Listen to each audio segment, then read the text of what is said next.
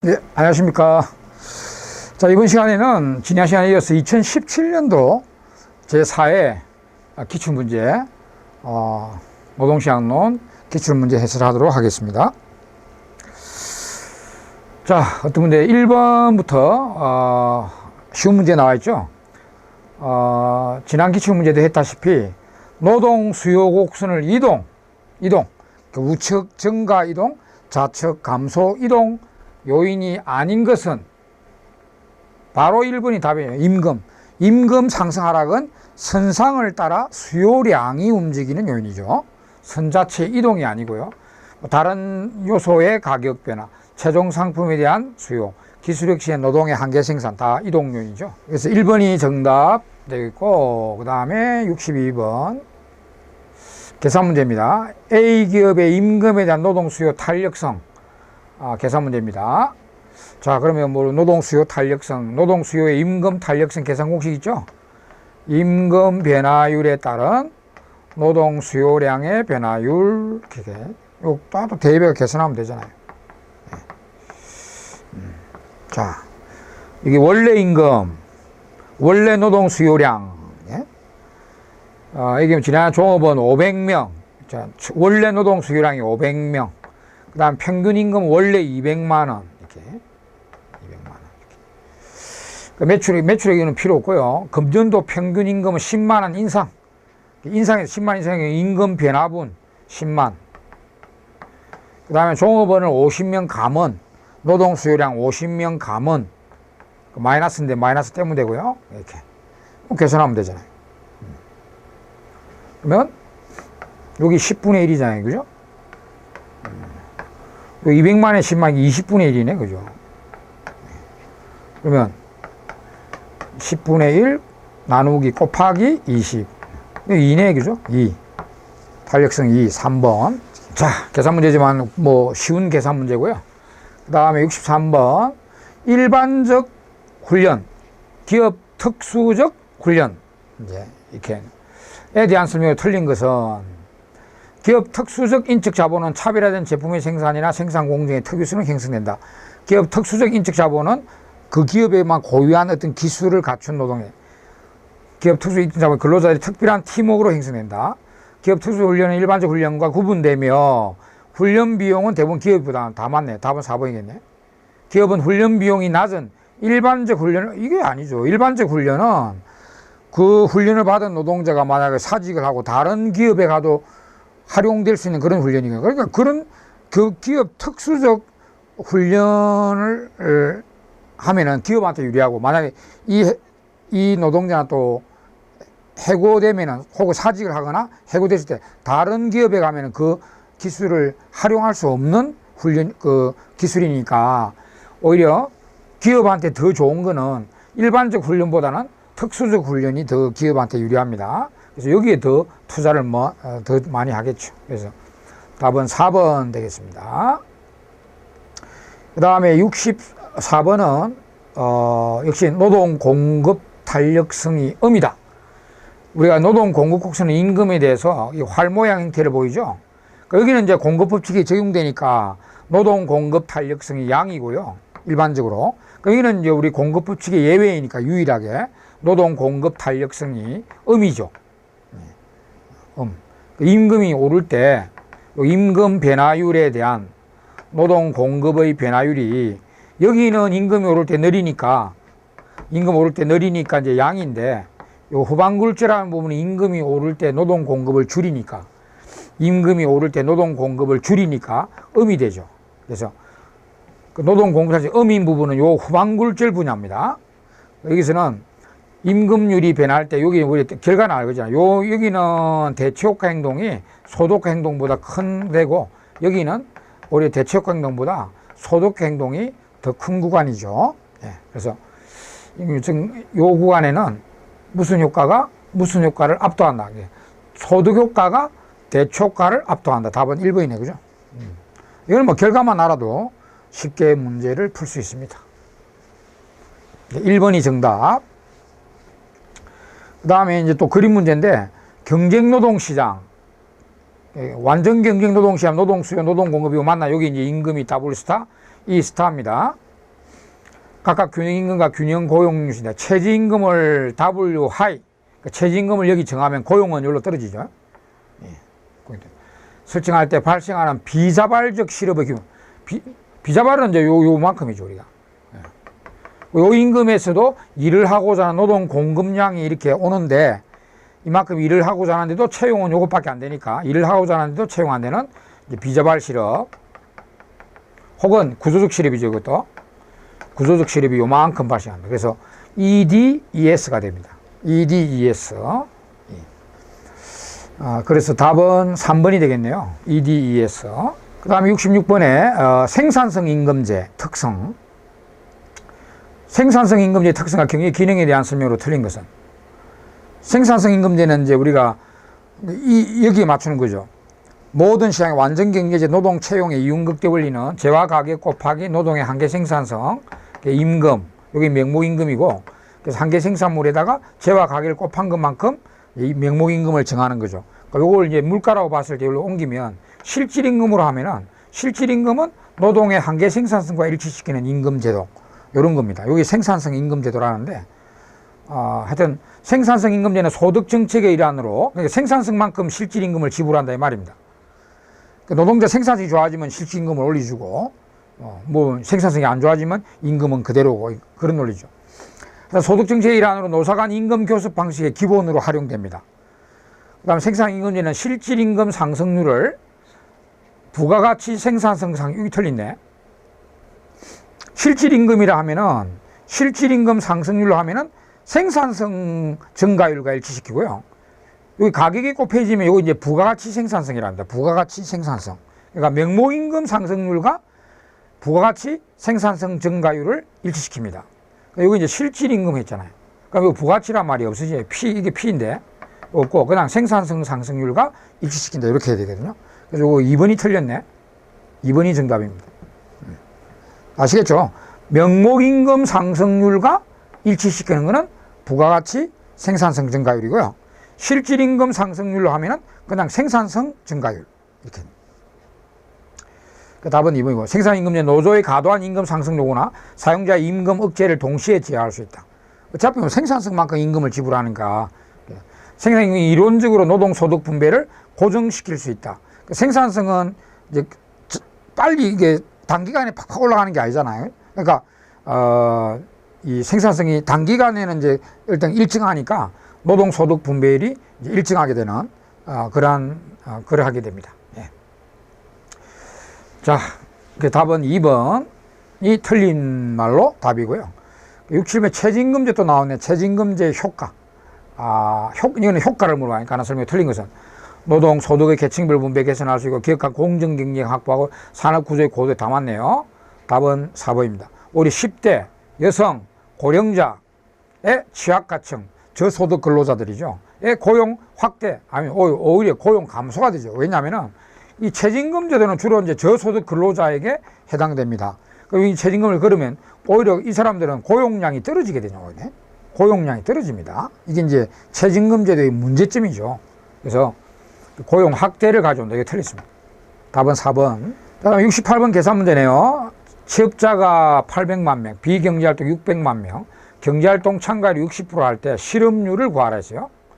그러니까 이런 거는 차근차근하게 이제 뒤에서 이제 찾아가면, 역추적해서 찾아가면 됩니다. 우리 실업률은 경제활동 인구분의 실업자 수잖아요. 그죠? 여기 실업률 아닙니까? 경제활동 인구분의 실업자 수. 자, 그러면 여기 경제활동 인구가 몇 명이냐? 그 다음에 실업자 수가 몇 명인가 알아야 되죠? 근데 여기 이제 경제활동 참가율이 60%라 했죠. 그러니까 우리 경제활동 참가율은 또 생산 가능 인구, 15세 이상 인구 생산 가능 인구분의 경제활동 인구죠. 네. 자, 그럼 여기 60%다. 이렇게. 여기 보면은 비경제활동 인구가 600만 명, 취업자가 800만 명이라 했어요. 그 비경제활동 인구가 이제 600만 명이면서, 그러니까 우리 생산 가능 인구가 요게 경제활동 인구 플러스 비경제활동 인구잖아요. 그죠? 그 부분에 경제활동 인구가 60%가 나온다. 그러면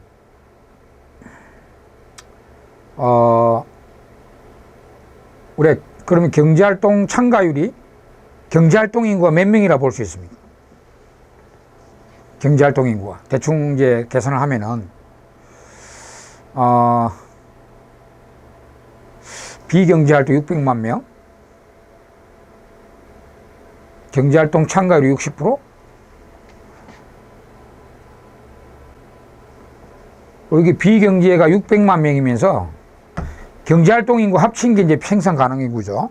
그다음 경제활동 인구 해서 60% 나오려면 이 경제활동 인구 몇 명이면 60% 나옵니까?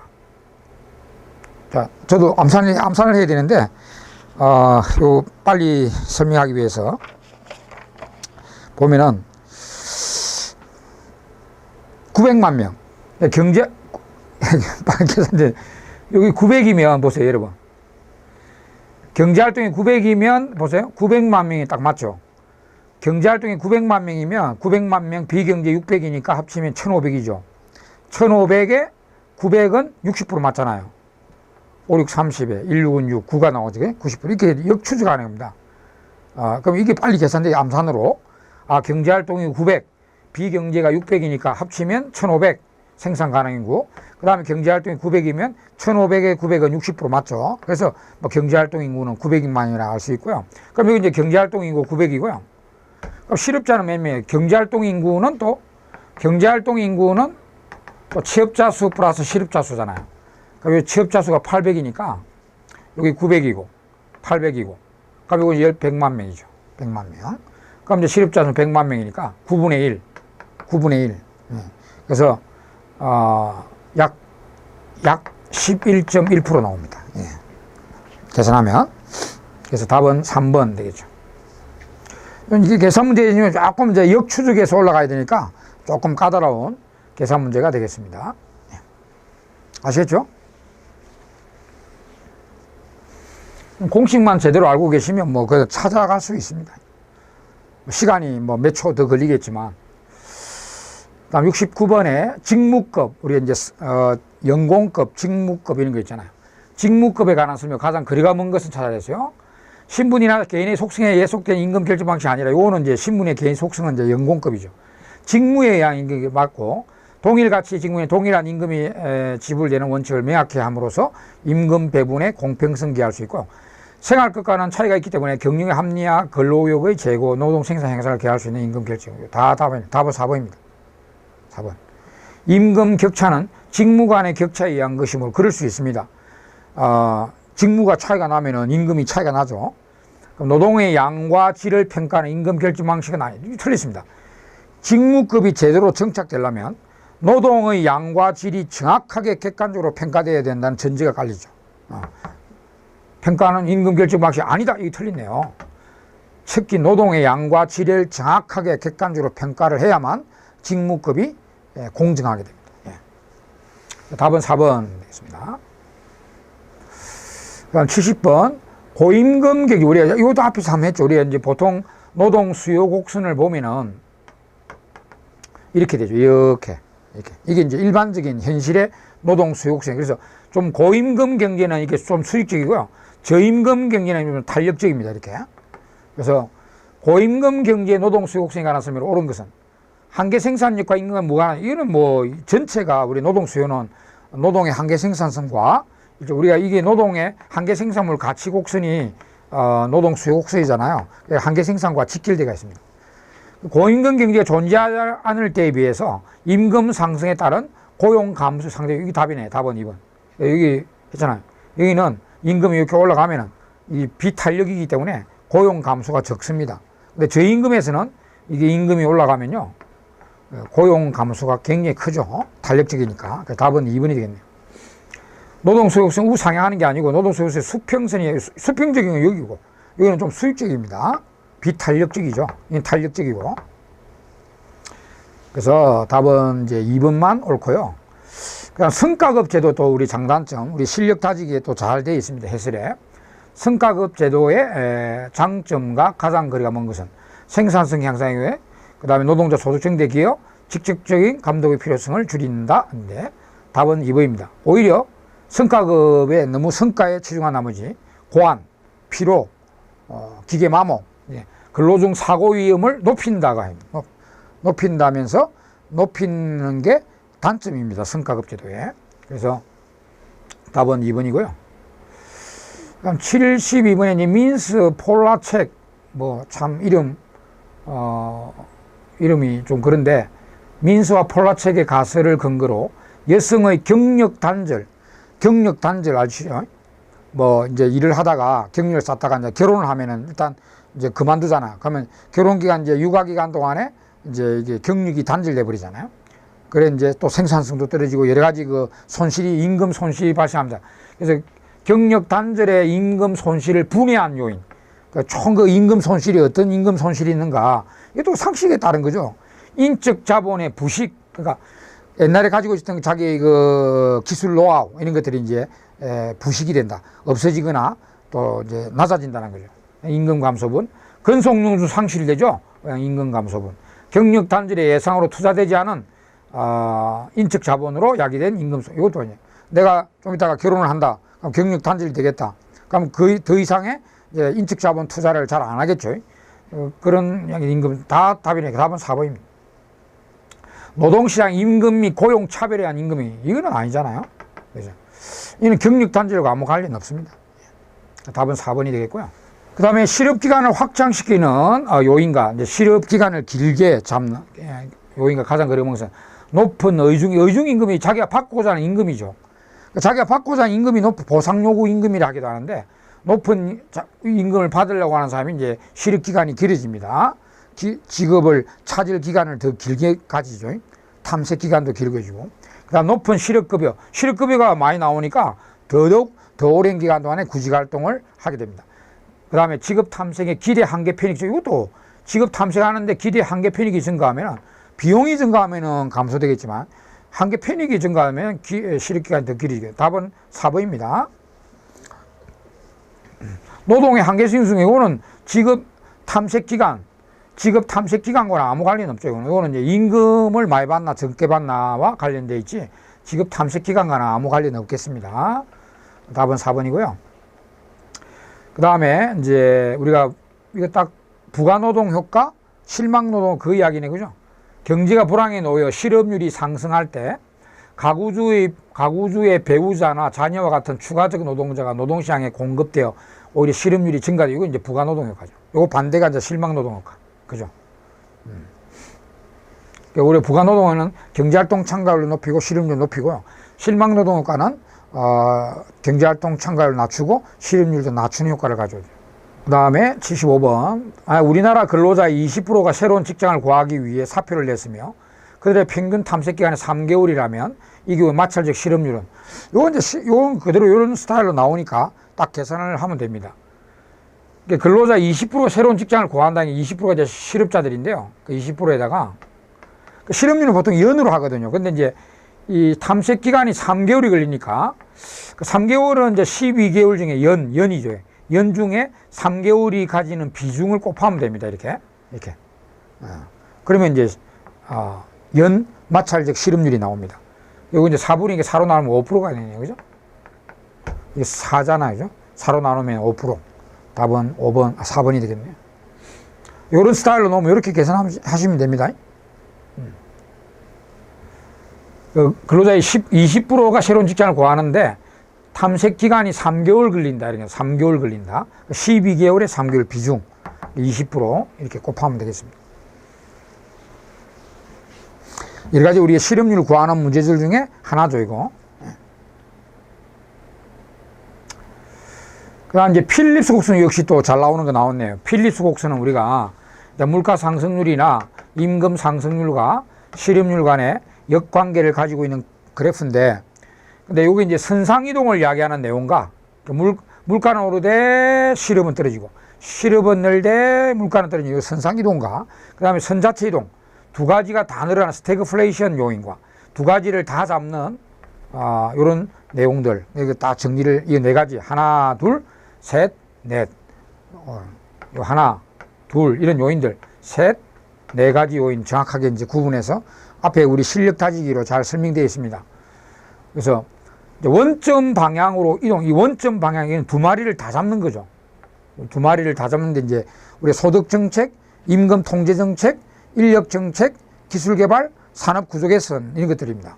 이 두 마리를 다 잡는 거는 이동식 요인과 가장 그려본 것은 바로 예상 가격 상승률은 오히려 이거 3번입니다.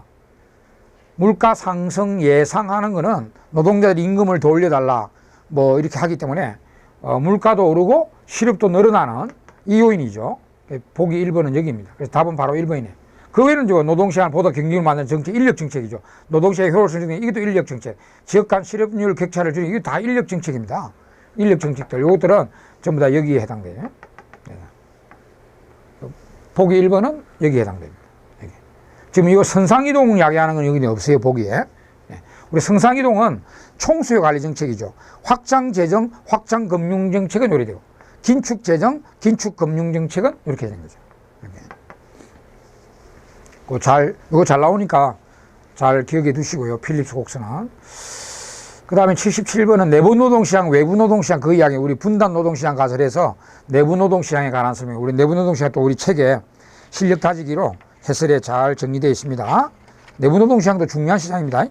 그 내부 노동시장의 형성 요인, 내부 노동시장의 장점, 내부 노동시장의 단점 이렇게 잘 정리되어 있으니까 자주 읽어보시기 바랍니다.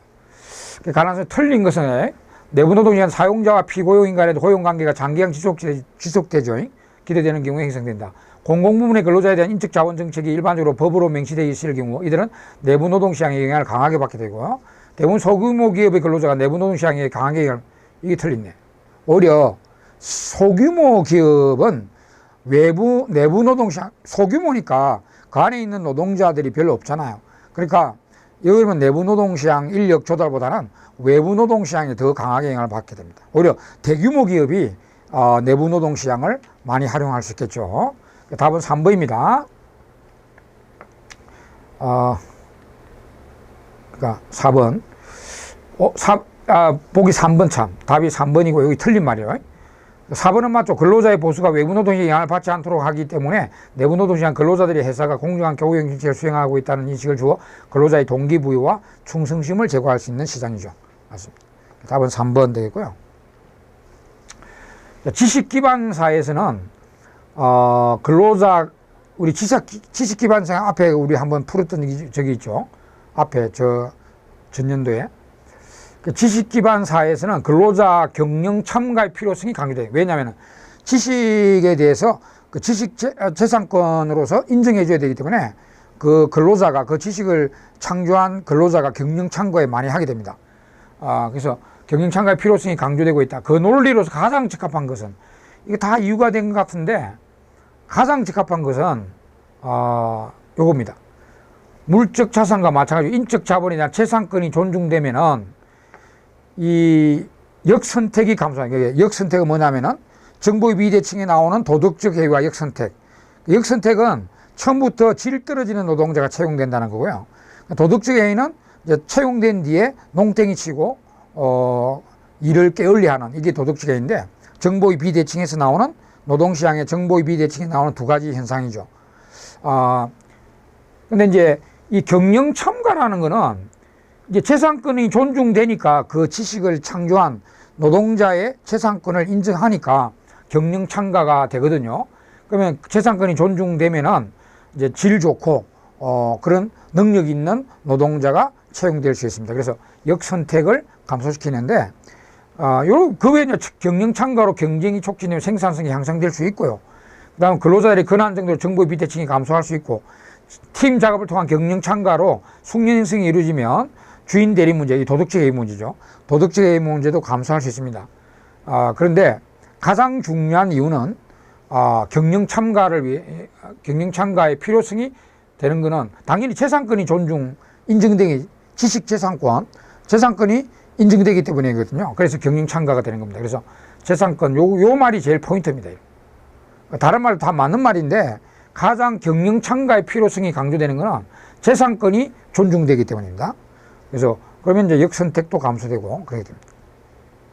답은 3번이 되겠네요. 자, 그 다음에 이제 79번은 우리 앞에 적어도 있죠. 경제적 조합주의와 이데올로기, 조합 이데올로기, 경제적 조합주의와 반대로 투쟁, 계급 투쟁, 혁명, 입법 이런 걸 하는 이제 정치적 조합주의로 크게 대별되고 있죠.